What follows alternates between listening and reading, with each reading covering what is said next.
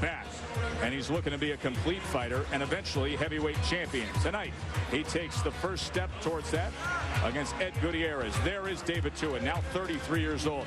His boxing age seems much older, but that's because he came out of the Olympics with a medal and turned pro at 19. Checked in at 245 and a half, has 38 career knockouts.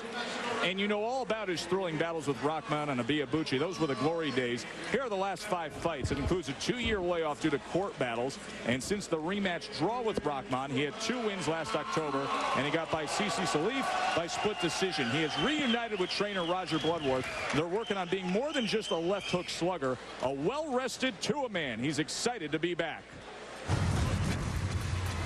Well, David Tua is back into the ring again. You know, I'm back in doing what I love, and that is to fight. So, you know, I've been away for quite some time, but it served me a lot of good, only because the body hadn't taken a beating for over 2.5 years. So it's time to get the show back on the road again. Tonight, the target's Ed Gutierrez. Ed is 40 years old. Got a late start, turned pro at 35. Took part in the Chicago Golden Gloves at age 23. He's 15-2-1, 6 knockouts as a pro. And he's taken a major step up. He's off 2 full-distance losses to prospect J.D. Chapman. Prior to that, he won 7 straight. The scheduled 10-round fight, Mike Ortega is the referee. Go. Gentlemen, we went over the rules. Give me a good, clean fight. Protect yourself at all times. Obey my commands at all times. Good luck to both of you. Touch them up. The ring experience, no comparison. Tua has 30 more fights. He's fought Lennox Lewis for the title. He's been in with Rahman, Moore, Ruiz, Bird, Abiyabuchi, and he has an Olympic medal. 33 years old, David Tua. The most dangerous fighter that Gutierrez has fought. One mistake, and you can find yourself, in this case, Gutierrez can find himself waking up in the locker room, and it would probably be from a left hook. That is the forte. That is the trademark of Tua. First round knockouts, Tua 15 of them with that lethal left hook. He says he wants to be a more complete fighter now. The old style was just to set up that big hook. Now looking to work on the basics, do the little things that make you a good boxer. Gutierrez must box, must use the ring, must keep Tua turning as he's trying to do now, so Tua cannot be set on those massive legs to throw that massive left hook. He is a very, very thick heavyweight. So many times in David Tua's career, we've talked about the height difference when he fights some of the heavyweights. Not the case tonight. Both men the same height, just a little bit over 5'9". Of course, that was the big point, the key point to Tua's fight against Lennox Lewis. He could not get inside at range to land that left hook as Lewis just picked him apart with the jab. If you're going to use your legs with a big puncher like Tua, you better know which way to go. So far, Gutierrez knows which way to go. That's the wrong way. To his left is the right way, away from that left hook. He does not want to move to his right into that power. Gutierrez much smaller, turned pro 194 pounds, first 10 fights all in the 190s. Last fight 222. Smaller, with not only a bigger but much stronger heavyweight, Joe. Sometimes you can be a small heavyweight, but your opponent can't exploit that because he's not a big heavyweight. Also, he's not strong, or he doesn't have that big power. Tua is strong and has power. The size difference looms large tonight.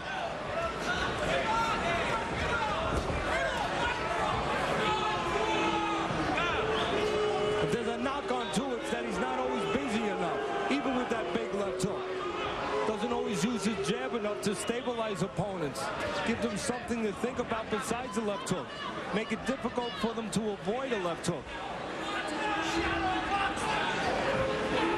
Right now, everything being avoided so far in this nondescript first round. Of course, Tua is dealing with a lot of inactivity. 9 months since his last fight. Go back 2 fights. He was off 2 years. But the tremendous edge, as you said, Joe, and experience, has fought 5 world champions. Had legal battles with his former management, was out of boxing from 2003 to 2005, and now he is back. End of one. Tua Gutierrez fights at the Manhattan Center on 34th Street in Midtown Manhattan. What a crowd on hand tonight. They are watching the former world heavyweight title challenger David Tua mount his comeback in a very open heavyweight division, a division that he says, I don't want to get sidetracked. I don't want to be thinking about fighting for the title again.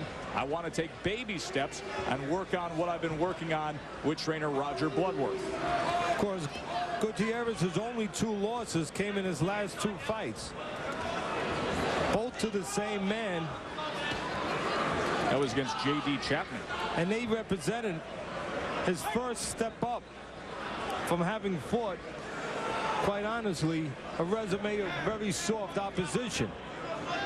J.D. Chapman, a decent-looking prospect who's been on a few of our Oklahoma shows, had a win last week off TV on the Alan Green Tony Monsante undercard. Chapman 23-0, as you said, a prospect. Ed Gutierrez, originally from Chicago, where he worked out at the Windy City Gym with trainer Sam Colonna. He then moved to Oakland, California. When Sam was informed of this fight against David Tua, his one comment was, I don't like that fight for Ed at all. Now he opens up with that left hook, and the first time he does, Tua scores a knockdown. And the problem there was Gutierrez stayed in front too long. He was starting to feel comfortable because Tua hadn't been doing anything. You can never feel comfortable. You must not allow yourself to feel comfortable when you know you have a dynamite puncher in front of you and only one punch can remove you from the night. You can see how Tua was making him feel comfortable, not doing anything, giving Gutierrez a false sense of security, letting him think that it was safe to stand in front. Never safe to stand in front of a guy you should not stand in front of. A guy who has power, especially in that left hook.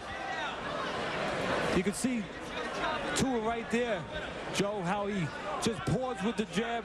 He's getting away with it now with this level of fighter. Might not get away with it later on with guys who will snap the jab and make him pay a price for that. But right now you can just see Tua is inviting Gutierrez in front of him, throwing soft punches, letting him think that it's okay to stay there.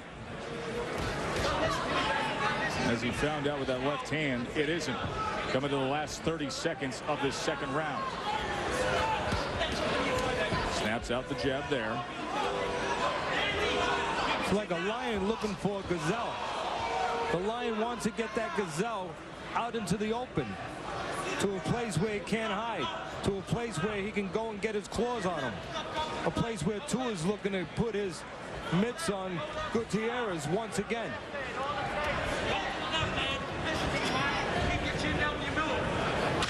Coming to the end of the second round, highlighted by the knockdown scored by David Tua. The Tua Man fans here in New York, and they had to like what they saw in the second round, reminiscent of earlier stages of David Tua's career. Well, what happened was, as we were talking, Tua allowed Gutierrez to feel comfortable. Gutierrez started getting a little false confidence, started opening up a little bit. Here's another look at it. As he's opening up, Tua throws a well-placed, well-timed left hook. And it only took one to put him down. Had many great left hooks through the 15-and-a-half-year career. Had a left hook at the end of the 9th round back in 1998 against Asim Rahman. That would cause Rahman to be stopped in the 10th round. Of course, first-round knockouts against Michael Moore and John Ruiz. And now David Tua, after 2 years away from court battles, and then a 9-month layoff recently, trying to make a run back up that heavyweight ladder. The task in front of Gutierrez, yes, he has to find a way to score, but mostly he has to find a way to stay away from that left hook. And that means not staying in front of the power punch in Tua. 14-3 edge in that second round, according to Punch Track. 30% landed. You know, it's a catch-22 for Gutierrez. If he just moves, then of course he's accused of just surviving, not trying to win. And you want to always try to win. But he has to find a way to win without doing this, without standing in front. Move, use his legs, and pick spots on the side. Pick spots on the move. Not right in front of the bigger, stronger man, as he's doing right now.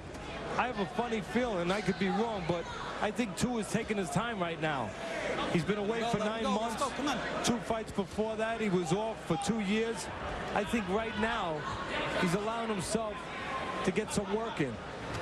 You know, when I sat with him yesterday, I asked him that very question. I said, you're not going to mind rounds, are you? And he gave me that look like, no. I want to try to develop some of the stuff I've been doing with Roger Bloodworth, and that is try to be a more complete fighter, not just a guy that looks to land the left hook. So getting some time in, getting some actual in-the-ring fight time in, not a bad thing for David Tua. Especially when you have control of the landscape, the environment. Tua has a guy who cannot hurt him. A guy who he feels, if it gets away from him at any time, he can suddenly pull it back and find Gutierrez. Gutierrez not hiding.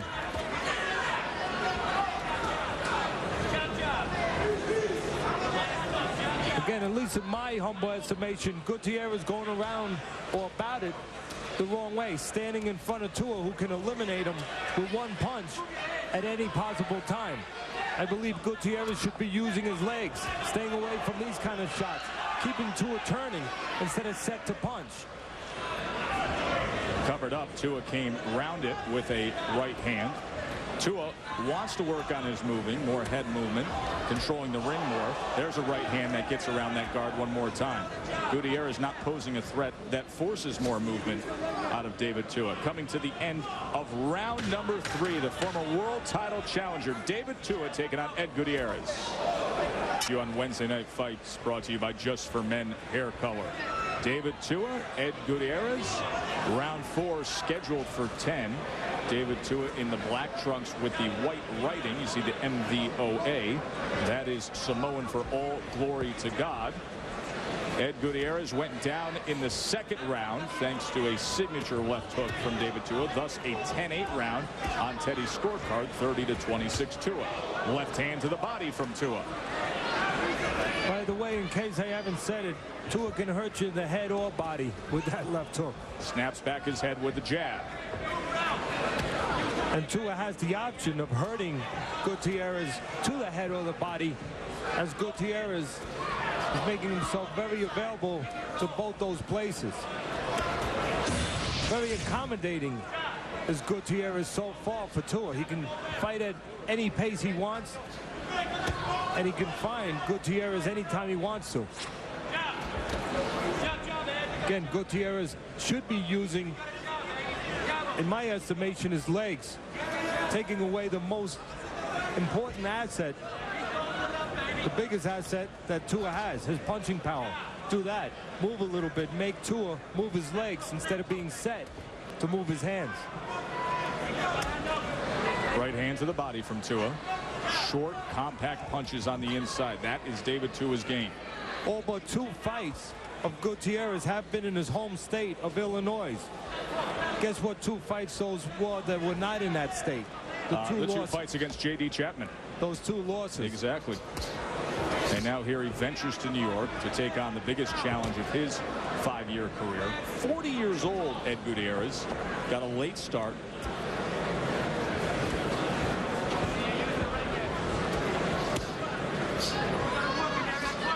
Uppercut on the inside from Tua.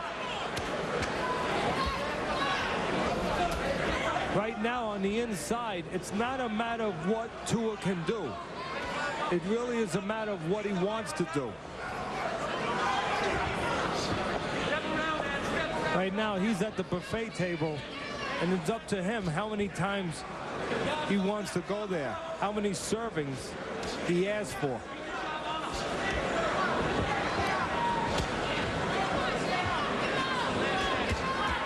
Gutierrez isn't going to like the taste of that.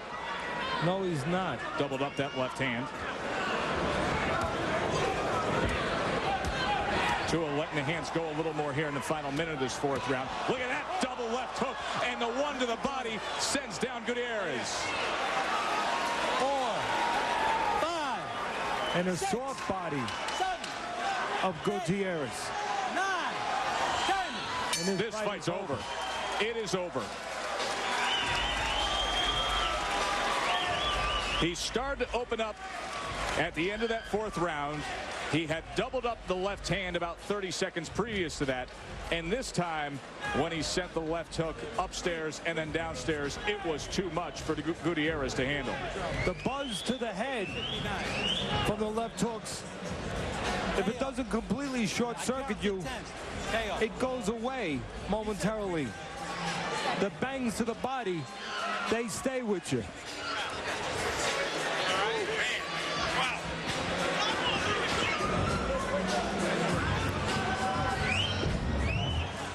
Here's the finishing touches. All you have to do is see the geography, where Gutierrez is putting himself. We said that from the beginning, in front of Tua. It was just a matter of when Tua was going to land the right punch. And you can see the way that's set up. But take one more look at it. Left hook up top brings the arm up a little bit, and then the elbow is out, and the left hook downstairs does the job for Tua. David Tua, 39th knockout of his career. For the official particulars, let's send it to the ring to Greg Dubin. Ladies and gentlemen, the bout comes to an end at 2:59 of the 4th round. The winner by way of knockout, David Tua Man Tua. David Tua